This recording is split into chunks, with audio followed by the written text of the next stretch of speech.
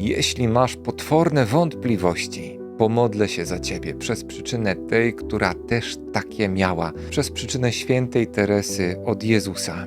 Ona to, gdy zaczęła się nawracać dopiero w wieku 40 lat, miała potworne wątpliwości, czy idzie dobrą drogą. Teologowie mówili jej: nie, to sprawka demona, to co się w twoim życiu dzieje, a ona była przekonana, że idzie drogą Bożą. Później, po czasie, stwierdziła, że droga wątpliwości była dla niej najbezpieczniejsza i że to Pan Bóg z miłości dopuścił te wątpliwości na nią. Błogosławię Cię w imię Ojca i Syna i Ducha Świętego, abyś ufał Bogu absolutnie w każdej swojej wątpliwości. Modlił się o rozeznanie, a jeśli ono nie przychodzi, to ufaj Bogu, że taki stan dla Ciebie jest najlepszy.